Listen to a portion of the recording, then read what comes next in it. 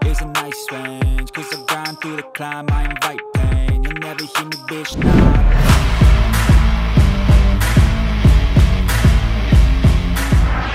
Sintayong bocorkan dua calon lawan timnas Indonesia di FIFA Matchday jadi ajang duet berkelas Sandy Walsh dan Zain Patinama.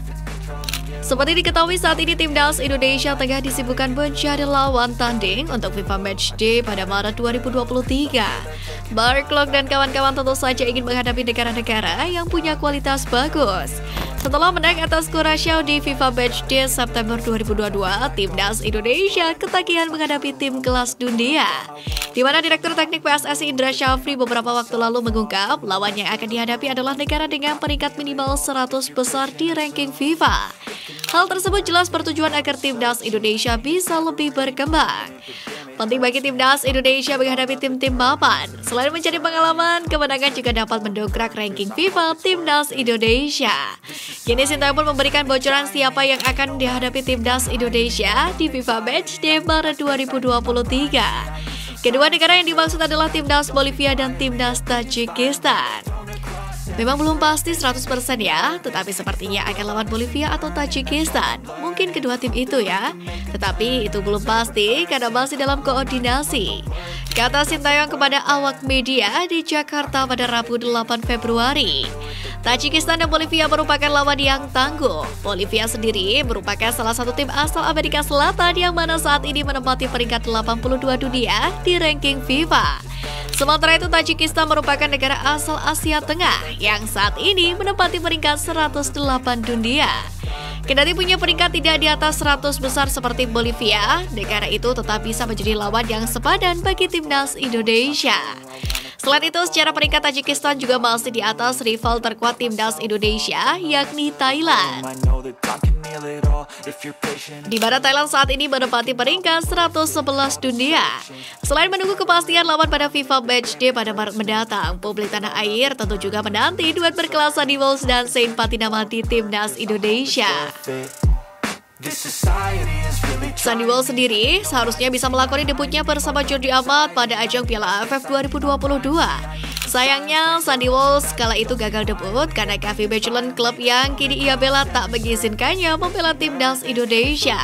Pasalnya Piala AFF tidak masuk dalam kalender agenda FIFA.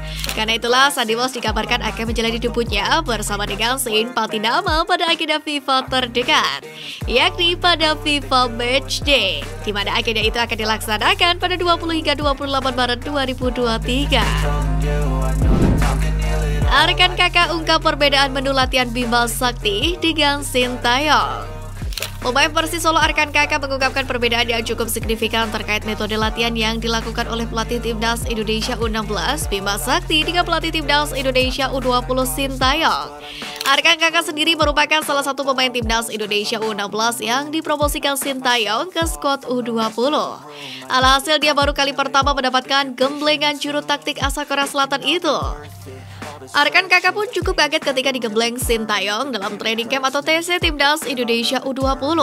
Namun Arkan Kakak tidak mengalami kendala berarti. Sementara terkait program latihan, Kakak menjelaskan jika Sintayong fokus meningkatkan fisik pemain. Hal ini menjadi faktor krusial karena lawan mereka di Piala Asia U20 2023 merupakan tim-tim kuat. Adaptasi mungkin beda pelatih, beda materi latihan juga. Tapi saya sudah adaptasi secara maksimal dan kedepannya saya bisa lebih baik dan maksimal di TC kali ini.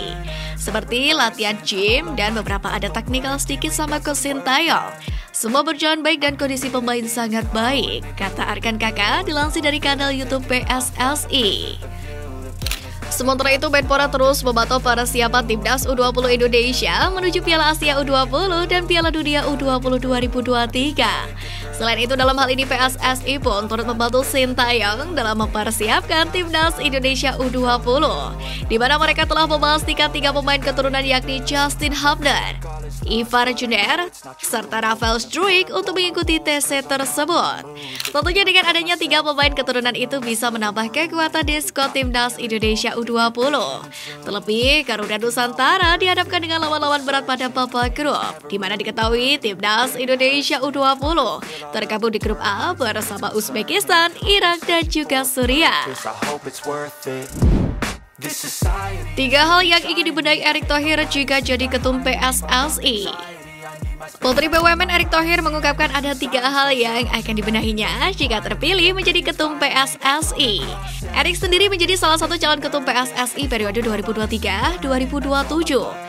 Erick Thohir tak sendiri, di mana ada 4 calon lain yang juga pernah jadi ketum PSSI buat perbaiki sepak bola Indonesia, yaitu Lanyala Mataliti, Ferry Jami Francis, Arif Putra Wicaksono, dan Doni Setiabudi.